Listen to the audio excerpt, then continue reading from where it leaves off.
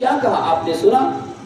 का सुना यही कि गोस्वामी तुलसीदास जी जब देखा 5 पंडितों को आते हैं तो कहा कि 27वां में हमको बाहर कर दिया, जो आज 8वां दिन है, तो अब हमको क्या लिखना चाहिए? तुलसीदास जी पत्नी से बेचारे नहीं थे, जब घर गए भोजन बनाने के लिए हर चीज बनाया और भोजन में नमक नहीं दिया था। बोला सदगुरु महाराज की है।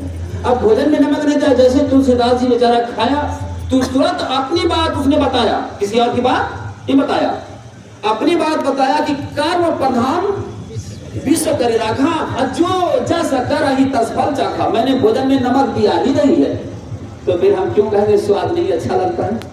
सदगुरु कबीर कहते हैं कि आज से पहले 15 साल 20 साल जवानी को आप पलट लो, वो तो भविष्य वर्तमान 20-25 साल जवानी को पलट दो और आपने अपने माता पिता का कोई सेवा नहीं किया तो आपको डंडा लगवे करेगा। बोला वृंदावन बिहारी लाल की जय।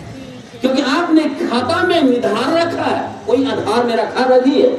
सदगुरु कबीर कहते हैं हर चीज में एक पूंजी की आवश्यकता होती है। कबीर साहब संसार में आया, हर भगवान हर देवी देवता आया तो उन्होंने अपना अस्त्र शस्त्र चलाया। जैसे एक बार लग गए भगवान सारे पूजने वालों का नवमी में व्रत, तो इसका दुर्गा मैया जैसे आज गणेश चतुर्दशी परसों था, तो वो गणेश भगवान किसी पूजा करके प्राप्त संसार में भक्ति किया। चारों दिशा भ्रमण करने के लिए कहा कि कार्तिक जी बोला कि हम तो चारों दिशा घूमने लगे, चूहा पर बैठने वाला कितना घूरेगा? बोला सदगुरु महाराज की जय। नारद भगवान मिले पथ दर्शनम। सदगुरु कबीर साहब का पथ का कोई दोष होता नहीं, पथित का दोष होता है, चलने वालों का दोष होता है, पथ में कोई दोष होता नहीं है। नारद भगवान कह दिया कि किसकी चिंता में आप है महाराज? का महाराज ये चारों दिशा में कितना दिन में घूरेंगे? 2800 दिन में पूरने वाला नहीं है।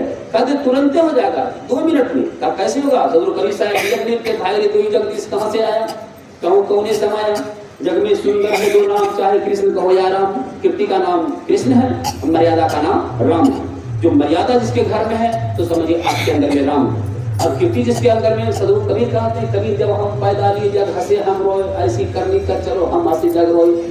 अब ये बात सुन करके लक्ष्मी जी ने इस बात के रूप का धारण नहीं किया। विष्णु भगवान को कहना पड़ा कि हे देवी तुमने पशुवध कर्म किया है, तुमने पशुवध कर्म किया है, जा तू गौ बन जा। विष्णु भगवान ने अपनी पत्नी को गौ बना दिया, जिसको आप लक्ष्मी कहते हैं। ये केवल अपने रूप को निहारने के कारण जरूर प्राण में है, वो उसको गौ बनना पड़ा। तब कहने लगा कि हे देव मेरा उद्धार कैसे होगा? कहा सब युग बीत जाएगा जब कोई महापुरुष इस संसार में आएगा और तब सूखी हड्डी से दूध निकलवाएगा, तभी तुम्हारा